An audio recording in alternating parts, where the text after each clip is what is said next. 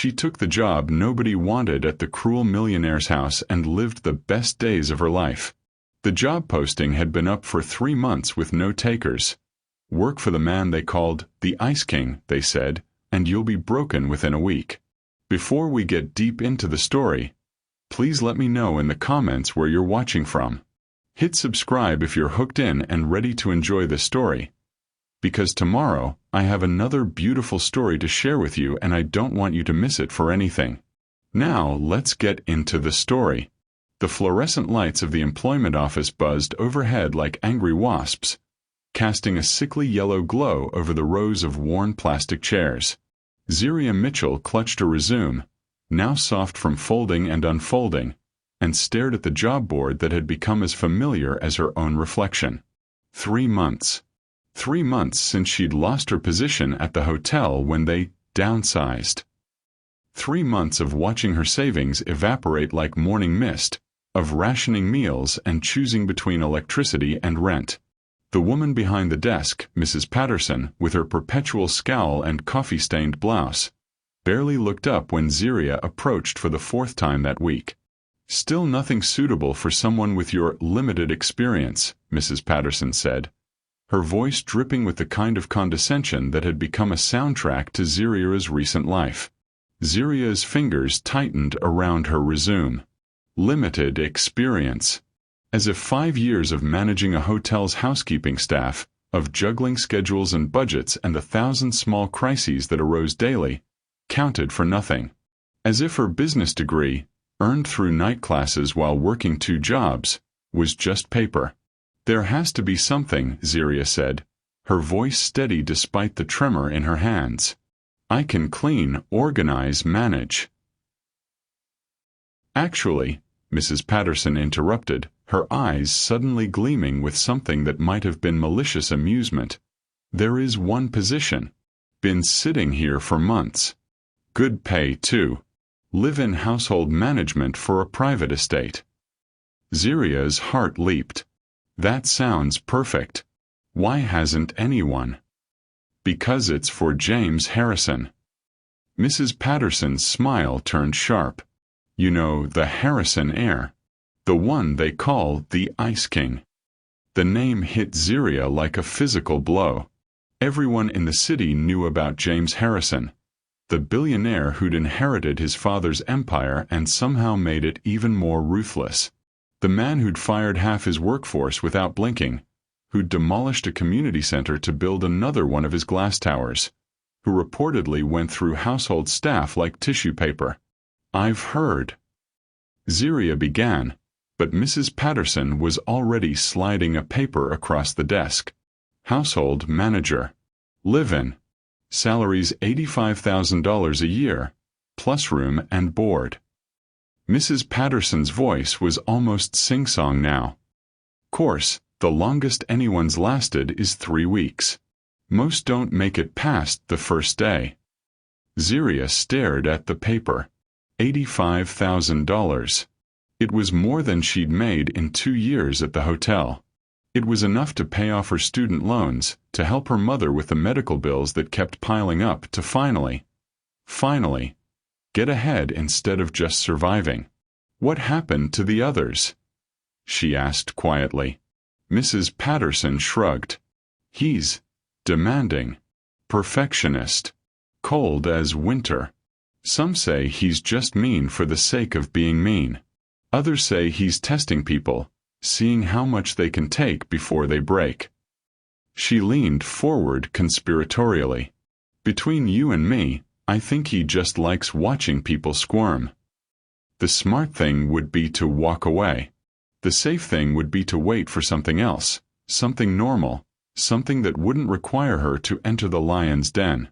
But Zeriah looked at her worn shoes, thought of the eviction notice folded in her purse, remembered her mother's tired voice on the phone saying, "Don't worry about me, baby. I'll figure something out." What would you do if desperation met opportunity? But that opportunity came with a warning label. Share your thoughts below. "I'll take it," Zeriah said. Mrs. Patterson's eyebrows shot up. "You sure about that, honey? I mean, I admire the courage, but..." "I'll take it," Zeriah repeated, her voice firmer now. "When do I start?" The Harrison estate sat on 12 acres of manicured perfection in the most exclusive part of the city, hidden behind iron gates that looked more like fortifications than decoration. As the taxi pulled up the circular drive, Zeriah pressed her face to the window, taking in the sprawling mansion that looked like it belonged in a movie about European royalty. The house itself was a masterpiece of modern architecture. All clean lines and floor-to-ceiling windows that reflected the afternoon sun like mirrors. Everything was pristine, calculated, cold. Beautiful, but in the way that a museum was beautiful. You looked, but you didn't dare touch. The taxi driver whistled low. "This is where you're gonna be working?" "Living," Zeriah corrected, though the word felt strange on her tongue. Could a place this perfect ever feel like home? "Rather you than me," the driver muttered, but he helped her with her 2 suitcases. Everything she owned in the world condensed into 2 battered cases that looked pathetic against the mansion's grandeur. The front door opened before she could knock, revealing a woman in her 50s with silver hair pulled back in a severe bun and the kind of posture that suggested military training. "Ms. Mitchell." The woman's voice was crisp, efficient. "I'm Helen Torres, Mr. Harrison's assistant. I'll be showing you to your quarters and explaining your duties." Zeriah followed Helen through a foyer that could have housed her entire apartment, past a staircase that curved like a work of art, through rooms that looked like they belonged in architectural magazines. Everything was white and silver and glass, beautiful but somehow empty, as if no one actually lived here. "Mr. Harrison is very particular about his routines," Helen explained as they walked. "He rises at 5:30 a.m. Coffee, black, no sugar, should be ready by 5:45. Breakfast at 6 o'clock sharp. He works from his home office until noon, then has lunch, always something light, never the same thing twice in a week. He has various meetings throughout the afternoon, dinner at 7 p.m. precisely, and he retires to his study by 9 p.m. They climbed a smaller staircase to what Helen explained was the staff wing. "This will be your room," she said, opening a door to reveal a space that was larger than Zeriah's entire previous apartment. The room had its own bathroom, a small sitting area, and windows that looked out over the estate's gardens. "It's beautiful," Zeriah said honestly. "Mr. Harrison believes in treating his staff well, as long as they meet his standards." Helen's tone suggested that meeting those standards was about as likely as winning the lottery. "Your duties will include managing the household staff, though at the moment, that's just the groundskeeper and the cleaning service that comes twice a week. You'll also be responsible for Mr. Harrison's scheduling, his meals, maintaining his personal spaces, and ensuring the house runs smoothly." Helen handed her a thick folder. "These are the house rules. I suggest you memorize them. Mr. Harrison doesn't tolerate mistakes." As Helen turned to leave, Zeriah found herself asking, "What happened to the others? The people who had this job before me?" Helen paused at the door, her expression unreadable. "They discovered they weren't suited for the position." "But what does that mean, exactly?" For a moment, Helen's professional mask slipped, revealing something that might have been pity. "Mr. Harrison is a complicated man, Ms. Mitchell. He's been hurt and hurt people sometimes. Hurt people. My advice: don't take anything personally, do your job perfectly, and maybe, you'll be the one who lasts." Then she was gone, leaving Zeriah alone in her beautiful prison, clutching a folder full of rules for pleasing a man everyone called the Ice King. That night, Zeriah lay in the most comfortable bed she'd ever slept in, staring at the ceiling and wondering what she'd gotten herself into. Through her window, she could see lights in what Helen had told her was Mr. Harrison's study. He was there, just a few hundred yards away, the man who would determine whether she sank or swam. She thought about her mother, about the medical bills, about the dreams she'd put on hold for so long they'd started to feel like fantasies.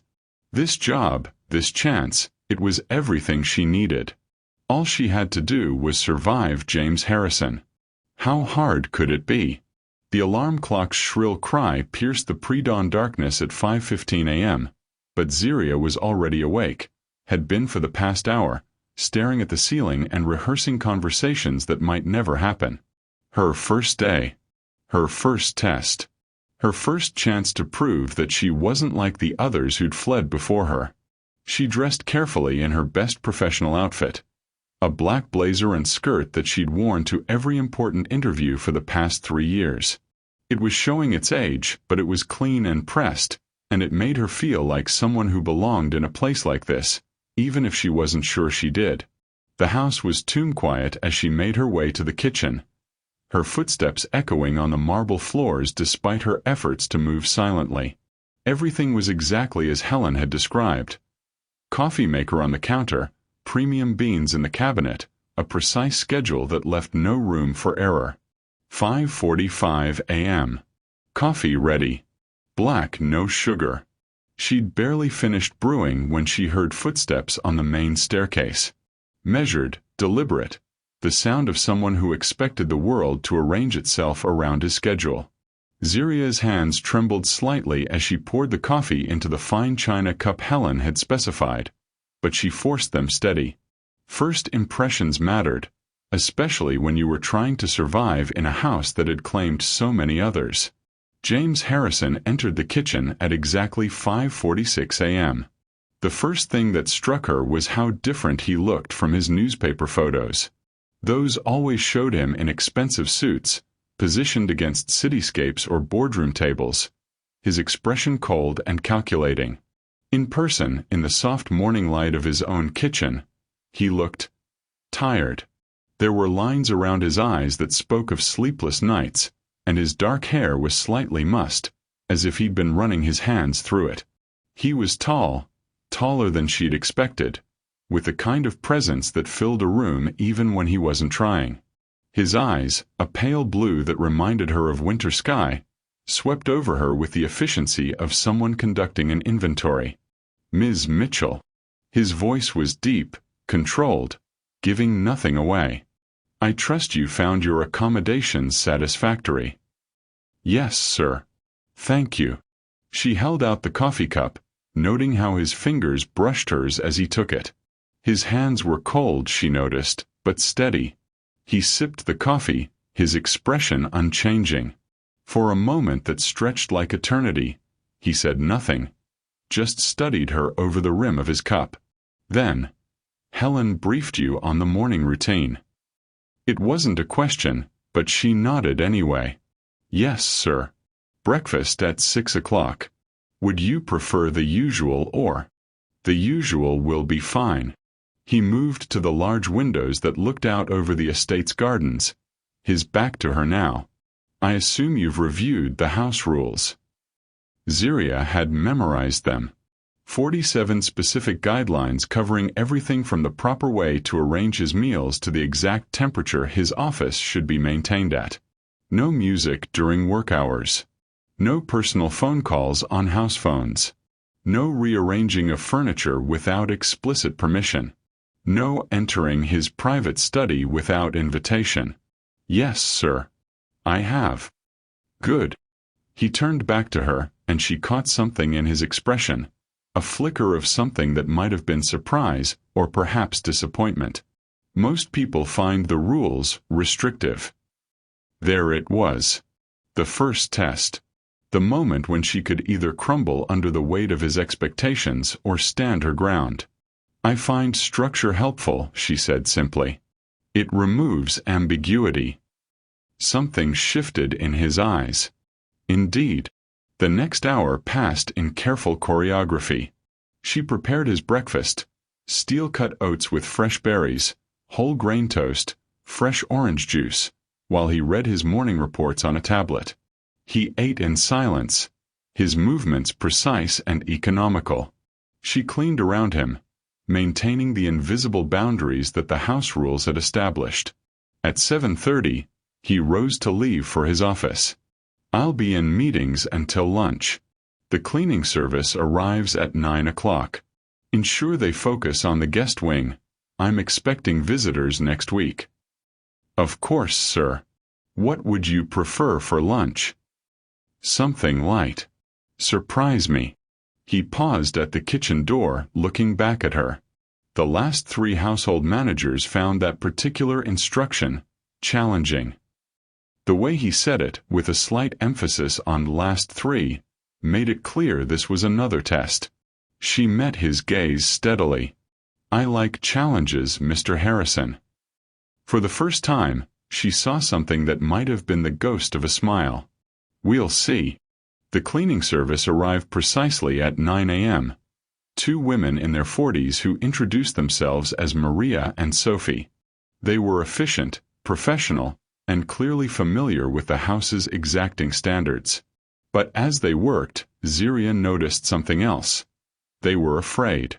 Mr. Harrison, he's very particular, Maria said quietly as they worked together to polish the already spotless dining room table. The last girl, she moved one of his books maybe 2 inches, and he noticed. Made her pack her things that same day. Sophie nodded grimly. The one before her, she used the wrong cleaning product on his bathroom mirrors. He said she was careless with details. Gone by evening. Zeriah listened to their warnings with growing unease. These weren't stories of a demanding employer. They were stories of a man who seemed to take pleasure in finding fault, in catching people in mistakes so he could dismiss them. What about the one before that? She asked. The 2 women exchanged glances. That was different, Maria said softly. She lasted 3 weeks. Longest anyone's made it in 2 years. What happened to her? She tried to get personal. Asked him about his family, his life. Tried to be friendly. Sophie's voice dropped to a whisper. He doesn't like personal. He fired her the next day, said she was overstepping boundaries. The message was clear. Do your job, don't ask questions, don't try to connect. Stay invisible, stay safe. But as Zeriah walked through the house that morning, reviewing the rules and routines, she found herself wondering about the man who lived in this beautiful prison. The house was perfect, but it was also sterile. There were no personal photographs, no mementos, no signs that anyone actually lived here rather than just existed here. In the living room, she found a grand piano, its black surface gleaming but covered with a thin layer of dust. Sheet music sat on the stand, Chopin's Nocturne in E-flat major, but it looked like it hadn't been touched in months. She ran her finger along the keys, not pressing hard enough to make sound, just feeling the smooth ivory. Are you a musician, Ms. Mitchell? She spun around, her heart hammering. James Harrison stood in the doorway, having moved with the silence of a cat. His expression was unreadable, but his eyes were fixed on her hand still resting on the piano keys. I'm sorry. I wasn't. I didn't mean to. Answer the question. She took a breath, forced herself to meet his gaze. I played as a child.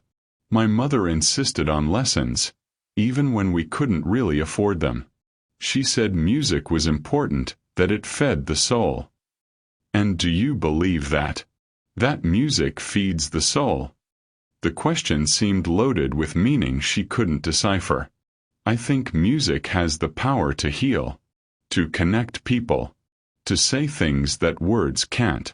He stepped into the room, his footsteps muffled by the thick Persian rug. Play something. Sir. The piano. Play something. His voice was quietly commanding, the tone of someone accustomed to obedience. I haven't played in years. And the house rules say. I'm amending the rules. He moved closer, and she caught the scent of his cologne, something expensive and subtle. Play. Her hands trembled as she positioned them over the keys.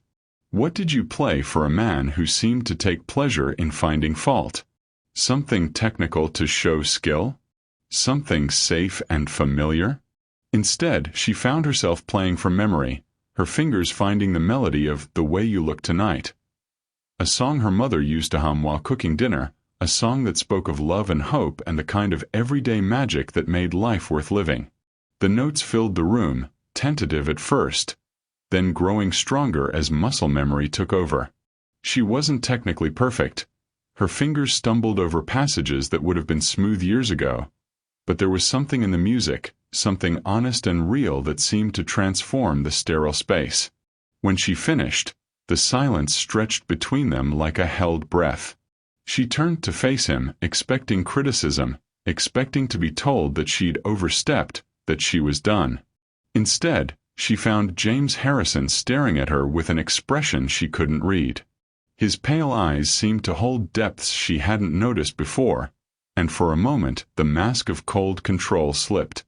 "My mother used to play that song," he said quietly. The words hung in the air between them, intimate and unexpected. For a heartbeat, she saw not the Ice King, but a man who'd lost something precious and hadn't figured out how to find it again. Have you ever had a moment where music or art broke down walls you didn't even know existed? Tell us about it in the comments. Then the moment passed, and the mask snapped back into place. "Lunch will be in 30 minutes, he said briskly. "I trust you'll have something surprising ready."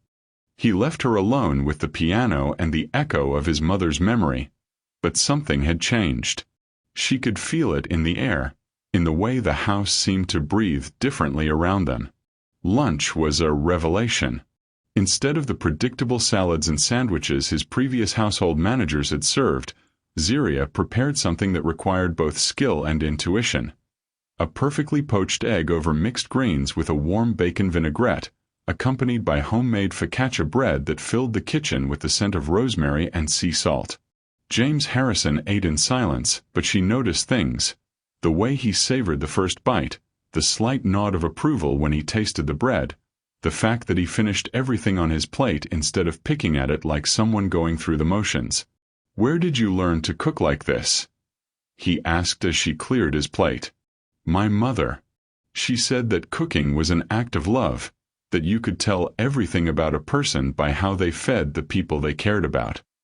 "And what does this meal tell you about me?" The question caught her off guard.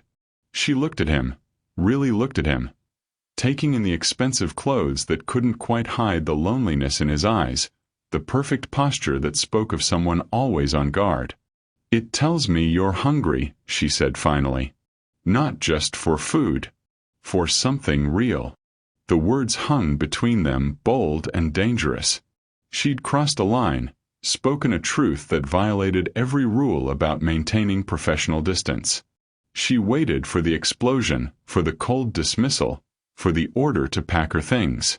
Instead, James Harrison leaned back in his chair and studied her with those pale blue eyes. "You're not like the others." "No, sir. I'm not. They were afraid of me. I'm not afraid of you. Perhaps you should be."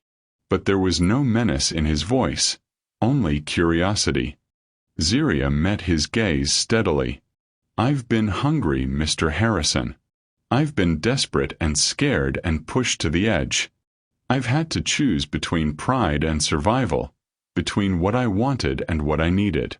Fear is a luxury I can't afford." Something flickered in his expression. Surprise, perhaps, or recognition. "And what do you need, Ms. Mitchell?" "A chance. Just a chance to prove that I'm worth keeping around." "And what I need." She considered the question seriously, thinking of the dusty piano, the perfect but empty rooms, the way he'd said, "My mother used to play that song," like he was admitting to a secret. "I think you need someone who isn't afraid to tell you the truth.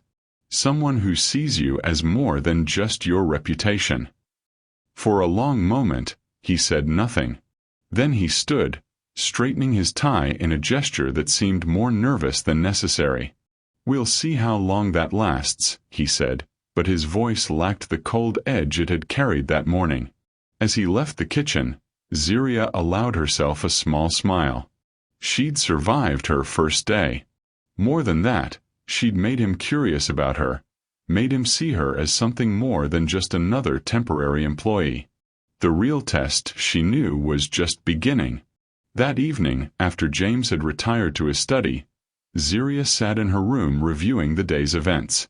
She'd broken rules, touched his piano, spoken personally, challenged his assumptions about what he needed.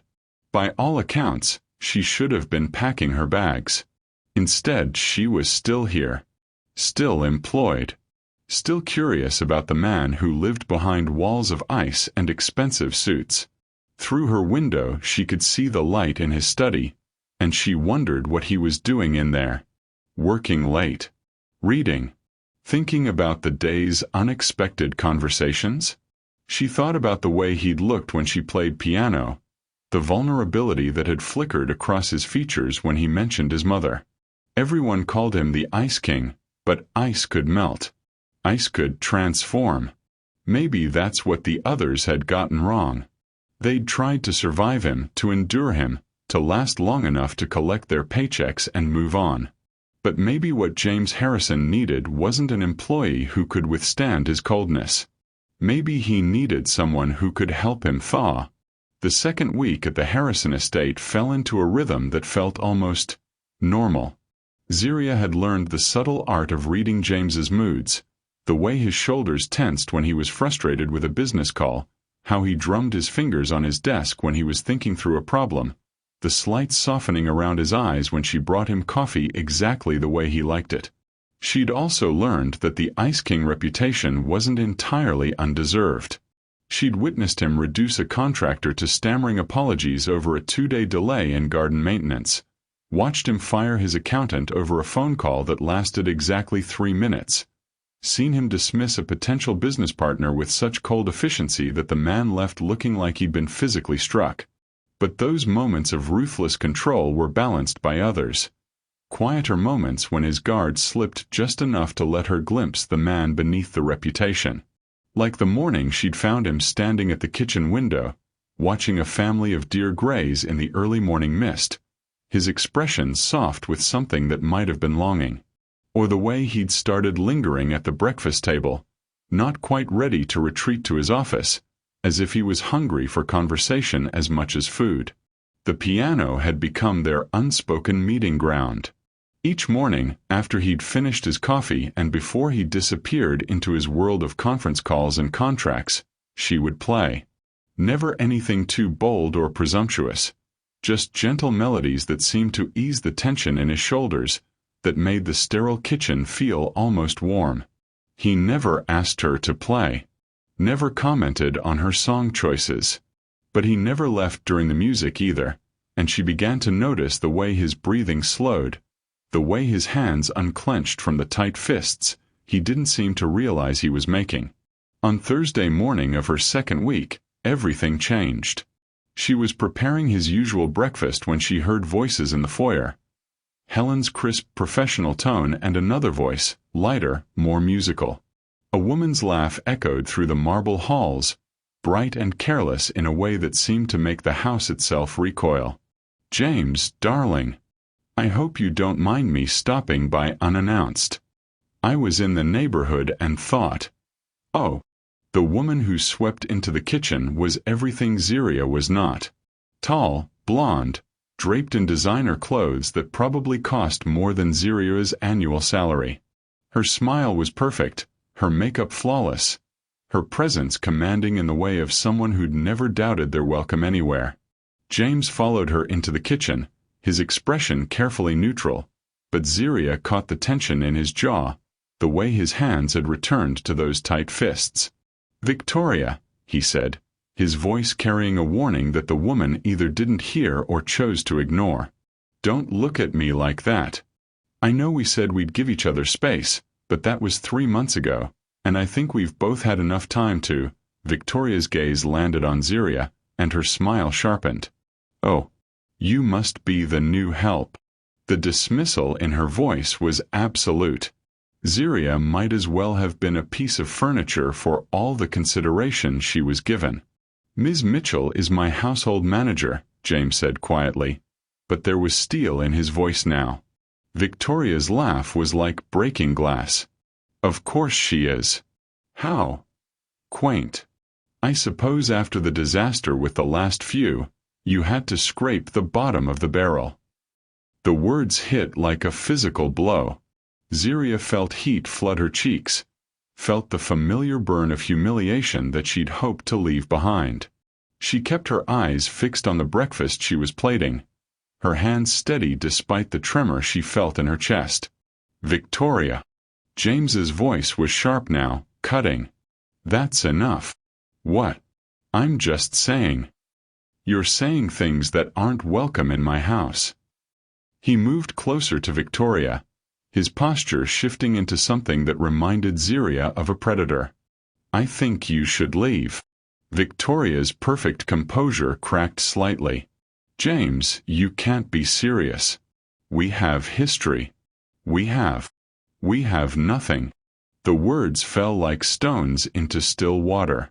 We had nothing 3 months ago, and we have nothing now. I made that clear when I asked you to leave then. You were angry. You were hurting because of what happened with your father's will, and you weren't thinking clearly. I was thinking perfectly clearly. James's voice was deadly quiet now. I was thinking about someone who claimed to love me but only showed up when she needed something. I was thinking about someone who couldn't be bothered to attend my father's funeral but had plenty of time to contest his will when she realized she wasn't getting what she expected. The silence that followed was deafening. Victoria's face had gone pale beneath her perfect makeup, and for a moment, Zeriah glimpsed something raw and desperate in her eyes. That's not fair, Victoria whispered. You know that's not how it was. Don't I? James stepped back, his expression shuddering. Helen will show you out. Victoria's gaze darted between James and Zeriah, and something ugly flickered across her features. I see. You've replaced me with the help. How democratic of you. I haven't replaced you with anyone, James said coldly. There was nothing to replace. After Victoria left, the kitchen felt like a battlefield.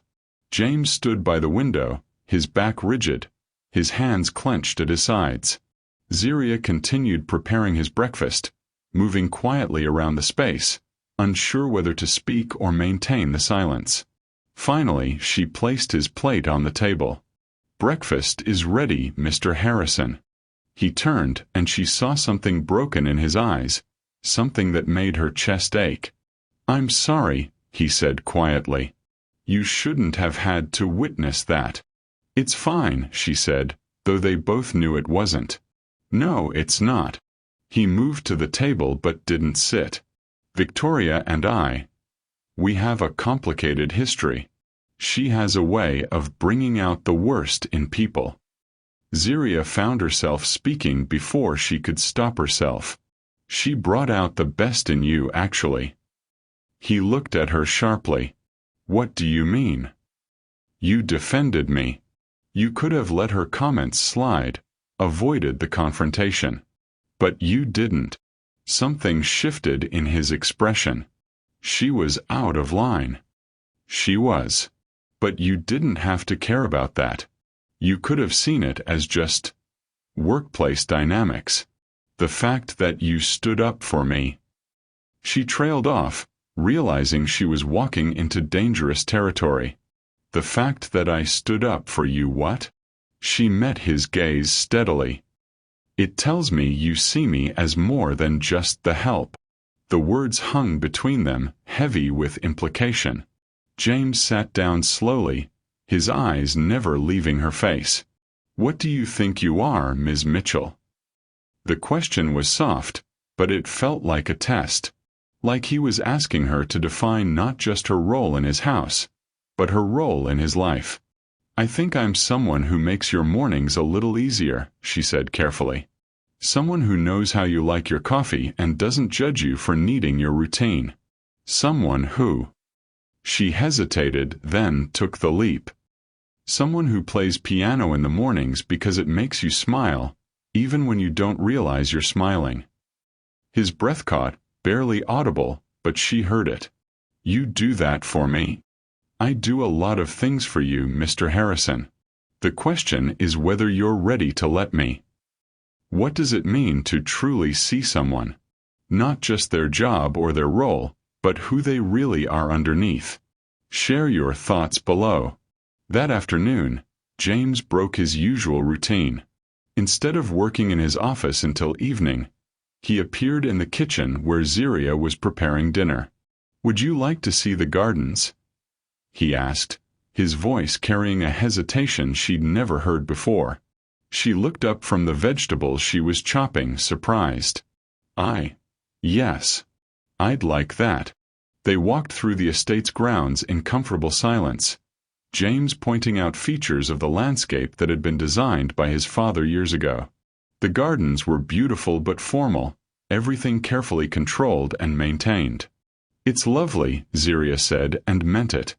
"But it feels a bit sterile," James suggested. "I was going to say lonely." He stopped walking, turning to look at her. "Lonely? It's perfect," she said carefully. "Every plant in its place, every path precisely maintained. But there's no wildness, no surprises, no places where something might grow just because it wants to, not because it was planned." James was quiet for a long moment. "My father believed in control, in order. He said that chaos was the enemy of success." "And what do you believe?" "I used to believe the same thing." He started walking again, his pace slower now. Control meant safety. Order meant predictability. If you could control every variable, you could prevent disappointment. "And now I'm not sure." He stopped beside a fountain, its water cascading in perfect measured arcs. "You've been here 2 weeks, Ms. Mitchell. Longer than anyone in the past year. Do you know why?" She shook her head. "Because you don't try to control me. You don't try to manage me or manipulate me or change me. You just exist alongside me. Like you're content to be here without needing me to be anything other than what I am." The honesty in his voice made her chest tight. "Is that so unusual?" "In my experience, yes." He turned to face her fully. "People want things from me. Money, connections, access, status. Even Victoria, especially Victoria. She loved the idea of being with a Harrison. She loved the lifestyle, the recognition, the power that came with my name. But she never loved me." "How do you know?" "Because when things got difficult, when my father died and the will was contested and suddenly the future of the Harrison fortune was uncertain, she disappeared. She showed up at the lawyer's office to see what she might inherit, but she couldn't be bothered to show up at the funeral to comfort me while I buried my father." The pain in his voice was raw, unguarded. Zeriah felt the urge to reach out, to offer comfort, but she held herself back. "I'm sorry," she said simply. "Are you? Or are you just saying what you think I want to hear?" The question was sharp, testing. She considered her answer carefully. "I'm sorry that the person you trusted with your heart proved unworthy of it. I'm sorry that you learned you couldn't count on someone when you needed them most. But I'm not sorry that she's gone, because someone who would treat you that way doesn't deserve to be in your life." He stared at her for a long moment, something vulnerable flickering in his eyes. "You have very strong opinions about people you've never met." "I have strong opinions about people who hurt the ones I care about." The words slipped out before she could stop them. The admission hung between them like a confession, too honest and too revealing. "You care about me?" His voice was barely above a whisper. "I." She struggled for words, for some way to take back the truth she'd accidentally revealed. "I care about doing my job well. I care about making sure you're comfortable in your own home. I care about." "That's not what you said." "I know what I said." "Do you?" Because what you said was that you care about me. Not my comfort, not my schedule, not my requirements. Me. She looked away, focusing on the fountain's perfect arcs of water. Would that be so terrible? It would be dangerous. For who? For both of us. He stepped closer, and she could smell his cologne again, could feel the warmth of his body despite the cool evening air.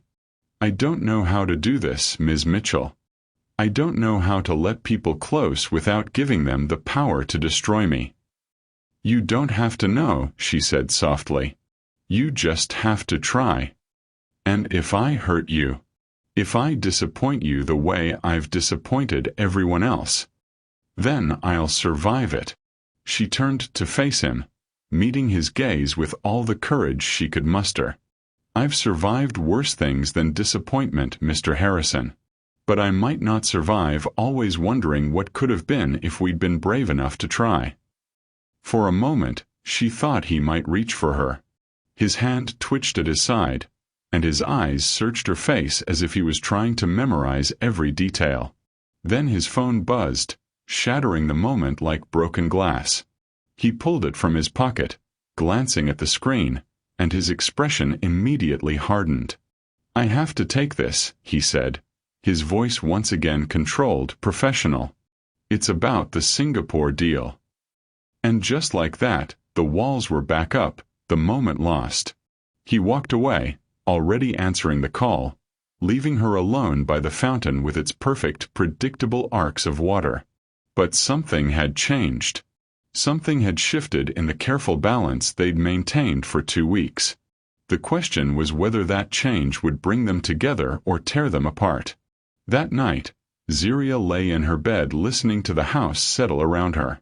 She could hear James moving around in his study, the soft sounds of papers rustling, the occasional murmur of his voice as he made late-night calls. She thought about the way he'd looked at her in the garden, the vulnerability in his voice when he'd talked about Victoria, the moment when she'd thought, hoped, he might reach for her. She was falling for him. There was no point in denying it anymore. Somewhere between morning coffee and evening routines, between piano music and honest conversations, she'd lost her heart to a man who might not know how to love her back. The smart thing would be to maintain her distance, to keep things professional, to remember that she was an employee and he was her employer and that fairy tales didn't happen to girls like her. But when had she ever been smart about matters of the heart? Through her window she could see the light in his study, and she wondered if he was thinking about her too. If he was remembering the way she'd looked at him in the garden, the way she'd said she cared about him like it was the most natural thing in the world. Tomorrow would bring new challenges, new tests of the fragile thing growing between them. But tonight she allowed herself to hope that maybe, just maybe, the Ice King was finally ready to let someone warm his heart. The question was, would he let it be her? The call came at 3:47 a.m. on a Tuesday, shattering the quiet of the Harrison estate like a bomb going off. Zeriah woke to the sound of James's voice echoing through the halls, sharp and commanding even in the pre-dawn darkness. What do you mean the Singapore deal is off? That's impossible. We had confirmation yesterday that... She pulled on her robe and padded quietly to her door, listening to the one-sided conversation that was growing more heated by the moment. No, you listen to me, Davidson. This company has been hemorrhaging money for months while you've been playing politics instead of doing your job. If you think I'm going to let you... The sound of something being thrown, a book perhaps or a paperweight, echoed through the house. Then silence. 20 minutes later, her phone rang. Ms. Mitchell. James's voice was tightly controlled, but she could hear the strain underneath. I need you to prepare the house for guests. Corporate executives, board members, lawyers. They'll be arriving throughout the day. Of course. How many should I prepare for? 15, maybe 20. And... A pause. Call the catering service. This isn't a social gathering. It's a war council. By 7 a.m., The Harrison estate had transformed into a battlefield. Men in expensive suits arrived in gleaming cars, their expressions grim, their voices carrying the weight of crisis. Zeriah moved through the house like a ghost, ensuring coffee stayed hot, that documents were copied, that the powerful men reshaping James's world had everything they needed. She caught fragments of conversation as she worked: market manipulation, insider trading allegations, SEC investigation, hostile takeover. Each phrase fell like a stone into still water, sending ripples of dread through the house. And through it all, James stood at the center of the storm, his control absolute and terrifying. This was the Ice King in his element, the man who'd built an empire on ruthlessness and precision. But Zeriah saw what the others didn't: the tension in his shoulders, the way his hands trembled slightly when he thought no one was looking, the hollow exhaustion in his eyes. At noon, Victoria arrived. She swept into the house like she owned it, her blonde hair perfectly styled, her designer suit armor-bright in the afternoon sun. Behind her came a man Zeriah didn't recognize. Tall, silver-haired, with the kind of predatory smile that made her skin crawl. "James, darling," Victoria called out, her voice carrying through the house like a bell. "I came as soon as I heard. Such terrible news about the Singapore investigation." Zeriah was arranging lunch in the dining room when she heard James's response, cold and cutting. "What do you want, Victoria?" "To help, of course. This is Charles Brennan. He's with Morrison and Associates. They specialize in corporate crisis management. I have lawyers. Not like Charles. He's creative. He knows how to make problems disappear." The conversation moved into James's office, but not before Zeriah caught the look Victoria threw her way. Triumphant, possessive, like a cat who'd cornered a mouse. The afternoon stretched like torture. More lawyers arrived, more whispered conversations, more documents that painted an increasingly bleak picture. The Singapore deal, worth hundreds of millions, was dead. Worse, the investigation was expanding, looking into other Harrison Industries transactions, other deals that might not withstand scrutiny. At 4 p.m., Helen found Zeriah in the kitchen, her face pale and drawn. "They're saying it could be criminal charges," Helen whispered. "They're saying someone leaked information to the SEC, someone with inside access to company documents." Who would do that? Someone with a grudge. Someone who wanted to hurt him. Helen's voice dropped even lower. "They're looking at everyone who's had access to his personal spaces, his home office, his private files." The implication hit Zeriah like a physical blow. "They think it was me. They think it was someone with household access, yes." The leak came from documents that were kept here, in his private study. Zeriah's world tilted. "But I've never been in his study. The rules specifically." "I know. But appearances matter, and right now you're the newest person with access to the house." Helen's expression was full of pity.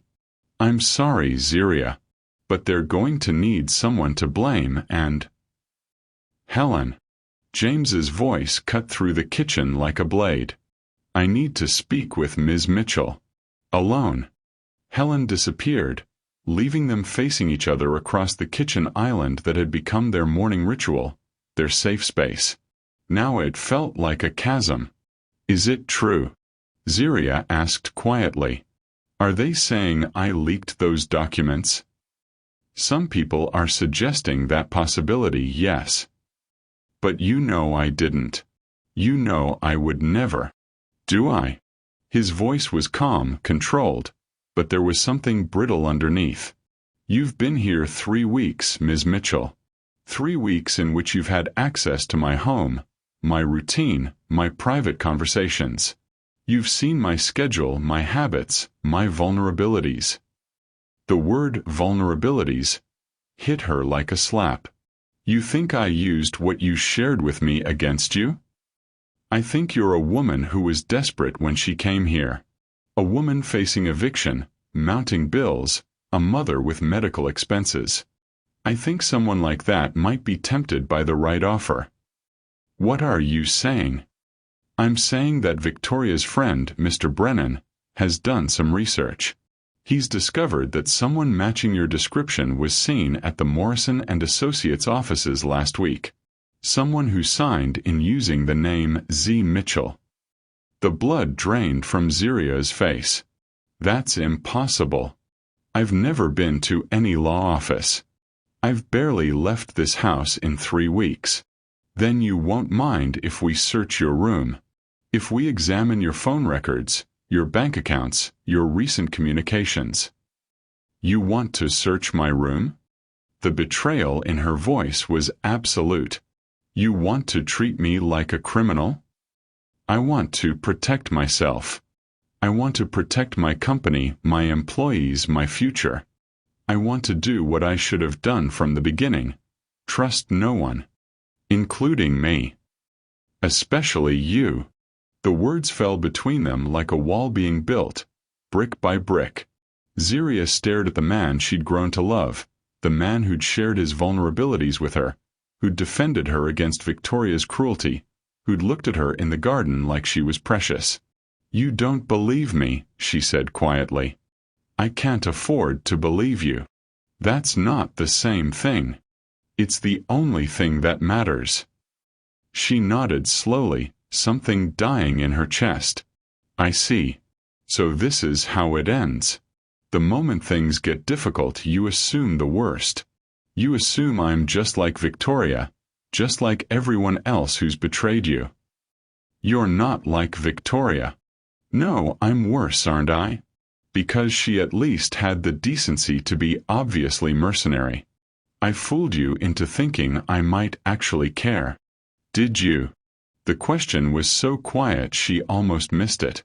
Did you fool me? She looked at him, really looked at him, taking in the exhaustion, the fear, the desperate need for control that was eating him alive. This was the man behind the Ice King facade, the man who'd been hurt so many times that he'd forgotten how to trust his own heart. No, she said finally. I didn't fool you. What I felt for you was real. What I feel for you is real. But apparently, that doesn't matter when the world gets scary. Zeriah. It's Ms. Mitchell, she corrected, her voice steady despite the tears she refused to shed. And you're right about one thing. You can't afford to believe me. Not because I'm guilty, but because believing in someone requires courage, and courage requires risk. You've spent so long protecting yourself that you've forgotten how to live. She moved toward the door, then paused. For what it's worth, I hope you find whoever really betrayed you. I hope you get your Singapore deal back, and your company, and your perfect, controlled life. But mostly, I hope someday you find someone brave enough to love you despite your cowardice. Where are you going? To pack. Helen can search my room, examine my phone, do whatever needs to be done to clear my name. But I won't stay where I'm not trusted. I won't stay where I'm not wanted. I never said you weren't wanted. She turned back to him, and for a moment the mask slipped. For a moment she saw the boy who'd lost his father, the man who'd been betrayed by everyone he trusted, the person who was so afraid of being hurt that he'd rather push away love than risk disappointment. You didn't have to say it, she said softly. Your silence said it all. Zeriah was folding her clothes, the same worn pieces she'd arrived with 3 weeks ago, when she heard shouting from downstairs.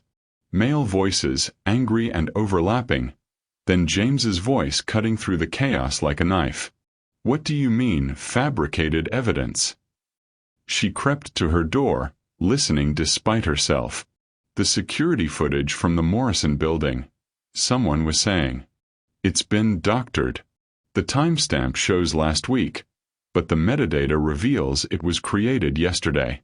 Someone with professional editing skills created a composite image using photos from social media and security databases. Who would do that? Someone who needed a scapegoat. Someone who wanted to deflect attention from the real leak. Victoria's voice, sharp and defensive. This is ridiculous. Why would anyone go to such lengths? Because James's voice was deadly quiet now. The real leak came from someone with access to both my private files and my personal schedule. Someone who knew exactly when I'd be distracted, when the house would be full of people, when they could slip into my study without being noticed. James, you're being paranoid. Am I? Charles, would you mind explaining to everyone how you knew that Ms. Mitchell had access to my study? Because according to the house rules, household staff are expressly forbidden from entering that space. Silence. In fact, James continued, the only people who have access to my study are Helen, myself, and my girlfriend. The woman I've been seeing for the past 2 months, who knows my schedule, who has keys to every room in this house, who was notably absent from my life during the Singapore negotiations because she was supposedly giving me space. More silence.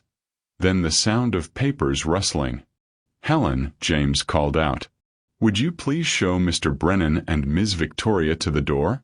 And Charles, if I ever see you near my property again, I'll have you arrested for trespassing. James, you're making a mistake. The only mistake I made was believing you 3 months ago when you said you loved me. The second mistake was believing you yesterday when you said you wanted to help. But the biggest mistake I made was 30 minutes ago when I accused an innocent woman of betraying me instead of trusting what I knew in my heart to be true. Zeriah's hands stilled on her suitcase. Through her window, she could see Victoria storming toward a black sedan. Her perfect composure finally cracked. Charles Brennan followed, his phone pressed to his ear, his expression grim. A soft knock at her door made her turn. Ms. Mitchell. Helen's voice, gentle and apologetic. Mr. Harrison would like to speak with you. I'm packing. I know. But he's asking. Not ordering. Asking. Zeriah closed her suitcase with a sharp click. Tell him I'm busy. Zeriah. Helen's voice was softer now. He was wrong. He knows he was wrong. But he's also scared, and scared people do stupid things. Scared people also learn from their mistakes. Or they don't. Which kind of person do you think he is? The question hung in the air like a challenge. Zeriah thought about the man who'd defended her against Victoria's cruelty, who'd shared his vulnerabilities in the garden, who'd looked at her like she was precious.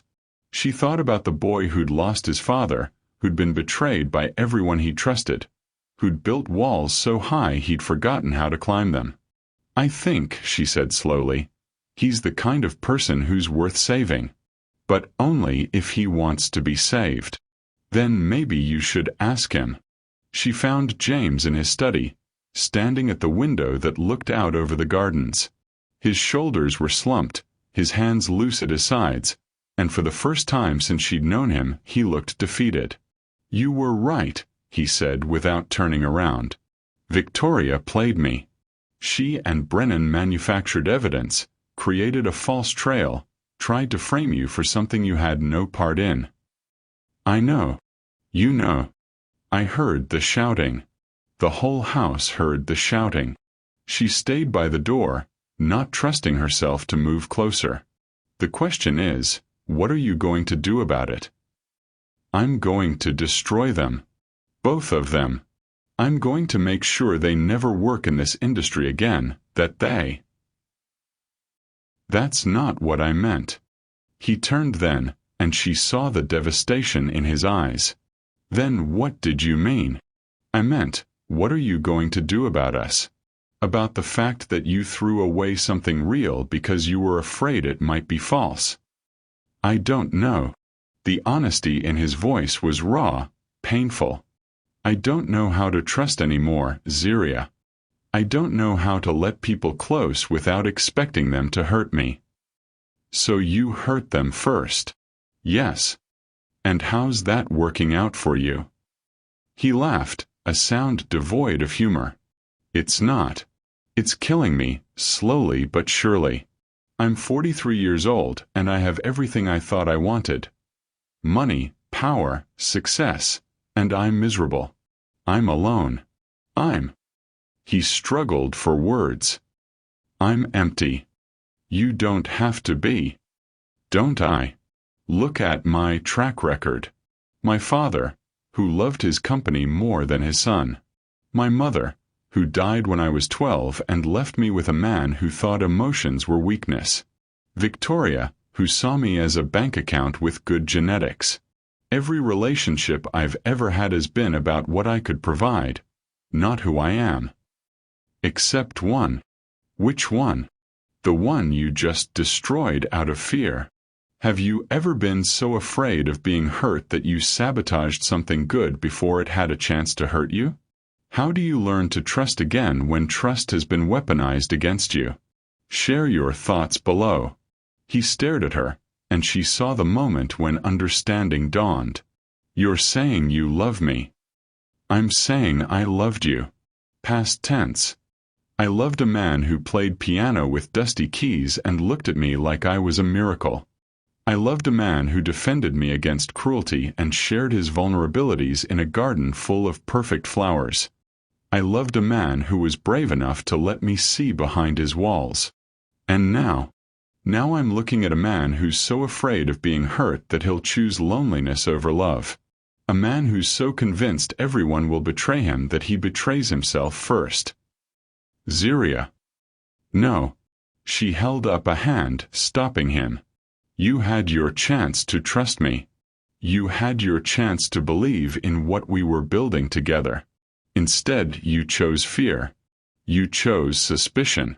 You chose to protect yourself at the cost of everything else. I made a mistake. You made a choice. There's a difference. Then what do I do now? How do I fix this? She looked at him, really looked at him, taking in the desperation, the regret, the love that he was finally allowing himself to feel. You don't fix it, she said quietly. You don't get to hurt someone and then demand they make it better. You don't get to push someone away and then expect them to come running back when it's convenient. So that's it. It's over. That's up to you, James. Because here's the thing, I'm not going anywhere. I'm not Victoria. I'm not going to disappear at the first sign of trouble or run away when things get hard. But I'm also not going to stay somewhere I'm not valued, somewhere I'm not trusted, somewhere I'm treated like a suspect instead of a partner. What are you saying? I'm saying that if you want me to stay, you need to give me a reason. Not a salary, not a job, not a place to live. A reason. Something that tells me you see me as more than just another person who might betray you. And if I can't, then I'll pack my bags and leave, and you'll get exactly what you've always said you wanted. A life where no one can hurt you because no one gets close enough to matter. The silence stretched between them like a chasm. James stared at her, and she saw him struggling, with fear, with pride, with the walls he'd built so carefully over the years. I don't know how, he said finally. I don't know how to trust someone when trust has been weaponized against me. I don't know how to love someone when love has always come with conditions. Then learn.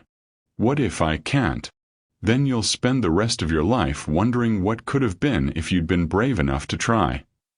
She turned to leave, then paused at the door. For what it's worth, James, I think you're worth the risk. I think you're worth the effort, worth the patience, worth the possibility of being hurt. But you have to think so too. Zeriah, wait. I'll be in my room for the next hour, finishing my packing. If you decide you want to try, really try, you know where to find me. She left him standing in his study, surrounded by the artifacts of his successful solitary life, and wondered if he was brave enough to choose love over fear. The next hour would tell them both everything they needed to know. 53 minutes. That's how long James Harrison stood in his study, staring at the door Zeriah had walked through, paralyzed by the weight of a choice that would determine the rest of his life. Around him, The remnants of his corporate crisis lay scattered. Documents, phone records, the debris of Victoria's betrayal. But none of it mattered now. Not the Singapore deal, not the SEC investigation, not the millions of dollars hanging in the balance. None of it mattered because he'd just realized that everything he'd thought he wanted was worthless without someone to share it with. 53 minutes of wrestling with fears that had shaped him since childhood. 53 minutes of hearing his father's voice echoing in his head. Trust no one, James. In the end, the only person you can count on is yourself. But what if his father had been wrong? What if the price of that safety was a lifetime of loneliness? At 54 minutes, he moved. The knock on Zeriah's door was soft, hesitant.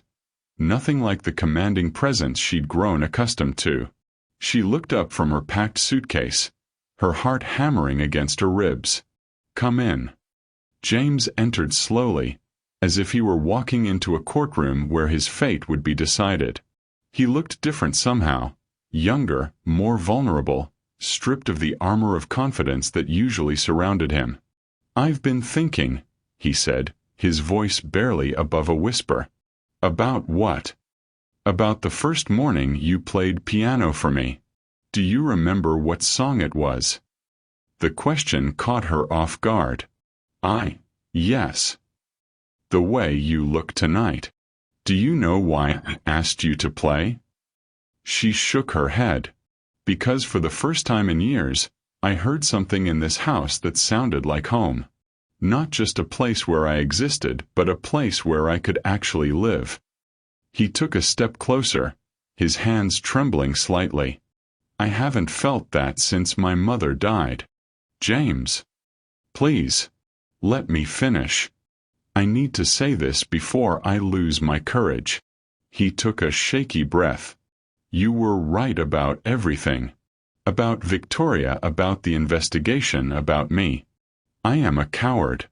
I've spent so many years building walls that I forgot what they were supposed to protect." What were they supposed to protect? My heart. My capacity to love. My ability to trust. His voice cracked slightly. But somewhere along the way the walls became a prison. I locked everyone out, including myself. Zeriah sat on the edge of her bed, her hands folded in her lap. "What changed?" "You did. You walked into my kitchen 3 weeks ago and started playing music that made me remember who I used to be. You talked to me like I was a person, not a bank account or a business opportunity. You saw through all my defenses and somehow found something worth caring about. I saw you, James. The real you. The one you've been hiding from the world. I know. And it terrified me. Because if you could see the real me, then you had the power to destroy me. So when things got difficult, when I got scared, I did what I always do. I pushed you away before you could hurt me. But I wasn't going to hurt you. I know that now. I think I knew it then too, but I was too frightened to trust what I knew." He moved closer, close enough that she could see the tears gathering in his eyes. "I'm not asking you to forgive me, Zeriah. I'm not asking you to pretend that what I did was okay. I'm just asking you to let me try to be the man you saw in me." "What does that mean?" "It means I want to tear down these walls. All of them. It means I want to learn how to trust again, how to love without conditions, how to be vulnerable without expecting betrayal." He dropped to his knees beside her bed, his pride abandoned, his heart laid bare. "It means I want to do it with you if you'll have me."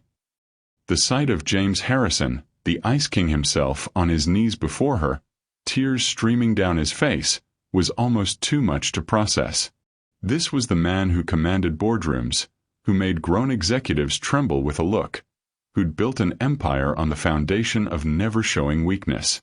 "You're proposing," she said quietly. "I'm proposing everything.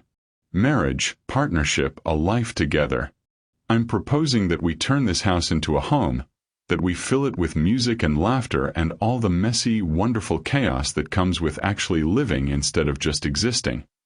James, I know I don't deserve you.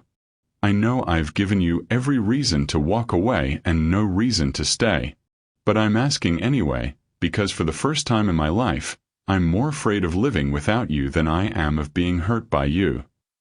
She stared at him, this powerful man reduced to raw vulnerability, and saw the boy who'd lost his mother, the son who'd been shaped by a father's fears, the person who'd spent decades protecting himself from a world that seemed determined to wound him. Get up, she said softly. Zeriah. Get up, James. Please. He rose slowly, uncertainty flickering across his features.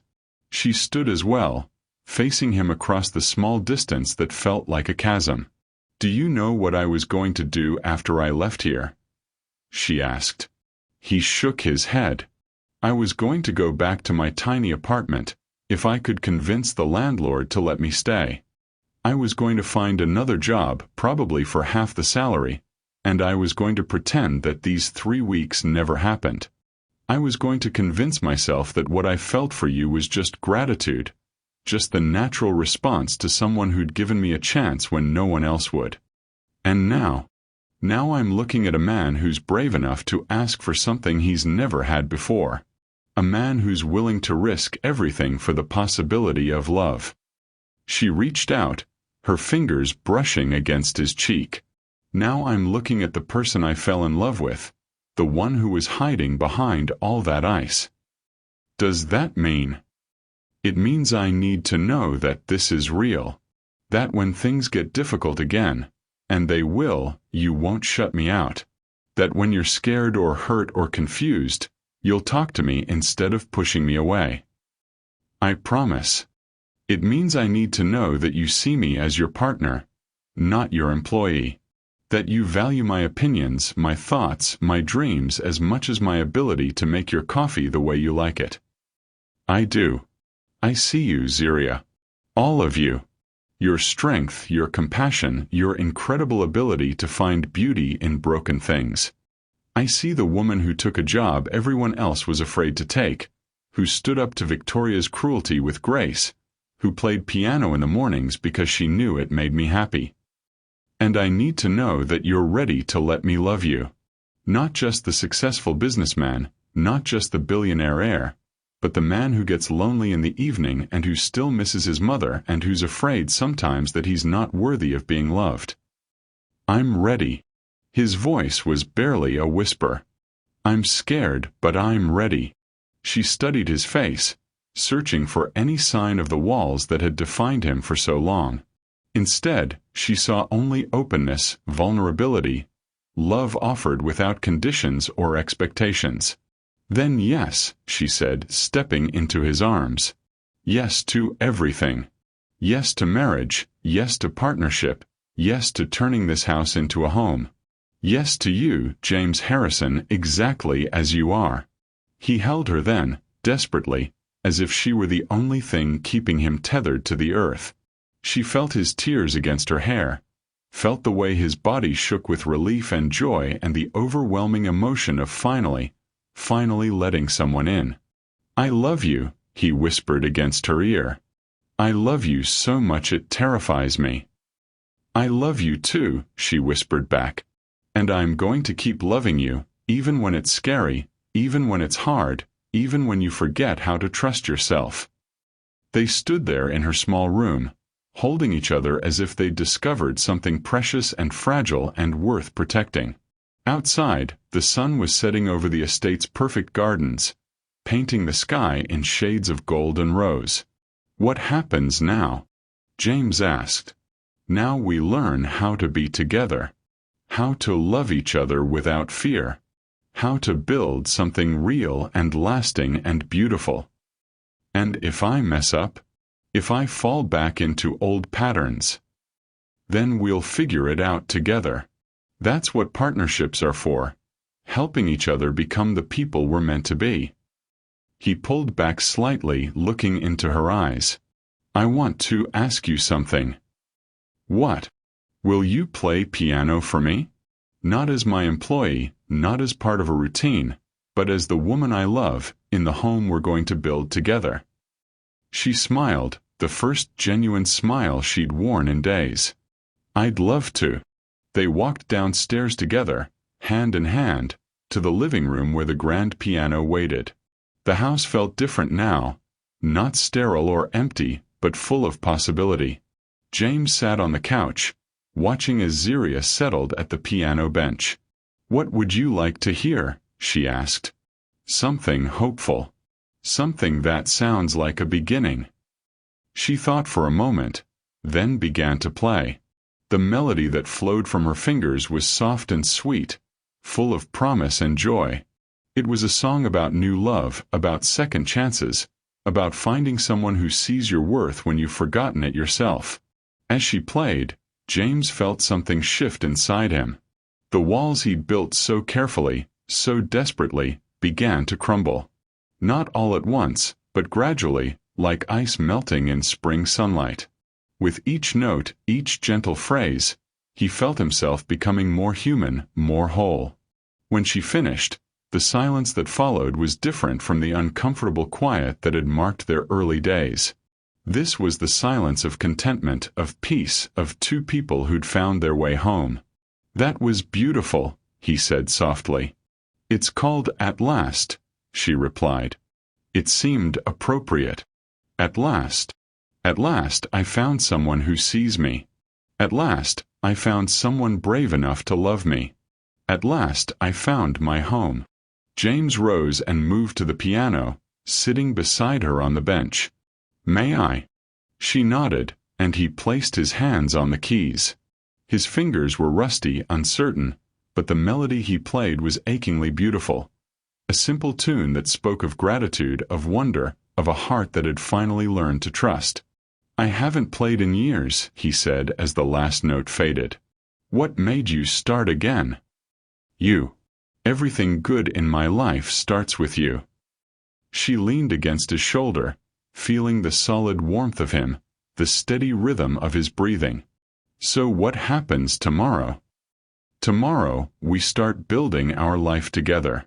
We figure out how to be partners, how to love each other well, how to create something beautiful out of all the broken pieces we've been carrying." "And the day after that?" "The day after that, we keep building. We keep loving. We keep choosing each other, even when it's difficult, even when old fears try to resurface." "And 50 years from now?" He turned to look at her, his eyes bright with tears and hope and a love so deep it took her breath away. 50 years from now, I want to be sitting right here on this piano bench with you. I want to be playing music with the woman who taught me that home isn't a place, it's a person. I want to be grateful every single day that I was brave enough to choose love over fear." What does it mean to choose love over fear? How do you build trust when it's been broken? Share your thoughts about second chances and the courage to love again in the comments below. She kissed him then, soft and sweet and full of promise. When they parted, she whispered, "I love you, James Harrison. All of you. The Ice King and the gentle man, the successful businessman and the frightened boy, the person you've been and the person you're becoming. And I love you, Zeriah Mitchell. Soon to be Zeriah Harrison if you'll have me. I'll have you. All of you. For better or worse, for richer or poorer, in sickness and in health, for all the days of our lives." Is that a yes? That's a yes to everything. To love, to partnership, to building a life together. To taking the job nobody wanted and discovering it was exactly what I needed. What we both needed. What we both needed. As evening fell over the Harrison estate, the two of them sat at the piano, playing music that filled the house with warmth and joy and the sound of walls coming down. The ice had finally melted, replaced by something infinitely more precious, the warmth of a love that was brave enough to risk everything for the promise of everything. Later, much later, James would look back on this moment as the night his real life began. Not the life of success and achievement and careful control, but the life of connection and vulnerability and love without conditions. The life that started when a desperate woman took a job nobody wanted and discovered that sometimes the greatest risks yield the greatest rewards. And Zeriah would remember this as the night she learned that some fairy tales are real. Not because they're perfect, but because they're worth fighting for. Worth the risk of heartbreak, worth the courage to trust, worth the leap of faith that love requires. The house that had once been a mausoleum of loneliness became a sanctuary of love. The man who'd been called the Ice King learned to let his heart melt. And the woman who'd taken the job nobody wanted discovered that she'd found exactly what she'd been searching for all along. Not just employment, not just security, not just survival, but home, partnership, love without limits. The best days of her life had only just begun. Epilogue. 1 year later. The Harrison estate buzzed with life and laughter, a stark contrast to the sterile perfection it had once embodied. Children's voices echoed from the gardens where James had installed a playground, their joy mixing with the sound of piano music drifting from the open windows. Zeriah Harrison, the name still made her smile, stood in the kitchen that had become the heart of their home, preparing lunch for the family gathering celebrating their first wedding anniversary. The kitchen was no longer pristine and untouchable. It bore the beautiful chaos of a life fully lived. Flowers from their garden brightened the counters, family photographs lined the walls, and the morning's coffee cups sat companionably in the sink. "Need any help?" James asked, wrapping his arms around her from behind. "From the man who once fired someone for moving a book 2 inches? I think I can manage." He laughed, the sound rich and unguarded. "I was a monster, wasn't I? You were scared. There's a difference. How did you know I'd be worth saving?" She turned in his arms, studying the face that had become more precious to her than breath itself. The lines around his eyes spoke of laughter now instead of stress, and his smiles came easily, naturally. "Because I saw who you were underneath all that ice. I saw the man who played piano when he thought no one was listening, who looked at gardens with longing, who defended me when he didn't have to. I'm glad you took the job nobody wanted. I'm glad you were brave enough to let me love you." Through the window they could see their guests arriving. Helen and her husband, Maria and Sophie from the cleaning service who'd become dear friends, colleagues from James's company who'd watched their boss transform from the Ice King into someone capable of joy. "Are you happy?" James asked, the question carrying the weight of all their shared history. "I'm living the best days of my life," she replied, echoing the words that had started their journey. "Every single day with you is the best day of my life. Even when I'm being impossible? Especially then. Because impossible James is still my James." He kissed her then, soft and sweet and full of the promise of all the tomorrows they'd build together. When they parted, he whispered, "Thank you." "For what?" "For taking the job nobody wanted. For staying when I gave you every reason to leave. For teaching me that love isn't a weakness, it's the greatest strength of all. Thank you for being worth the risk." Later, as their friends and family gathered around the piano for the impromptu concert that had become their tradition, Zeriah looked around at the life they'd built together. The house was no longer perfect, but it was perfect for them. Full of music and laughter and the beautiful imperfection of real love. She thought about the desperate woman who'd walked into an employment office a year ago, willing to take any job, any chance, any hope of survival. She'd been looking for employment and found her destiny. She'd been seeking security and discovered adventure. She'd been hoping for a paycheck and found a fortune beyond counting. As James began to play and their guests joined in song, Zeriah smiled and added her voice to the chorus. The job nobody wanted had given her everything she'd never dared to dream of. Love, partnership, home, and the unshakable knowledge that sometimes the greatest risks yield the greatest rewards. The Ice King had melted completely, replaced by the warmest, most loving man she'd ever known. And the woman who'd taken the job nobody wanted had learned that she was exactly what somebody needed. All of their best days were still ahead. Thank you for watching this story to the end.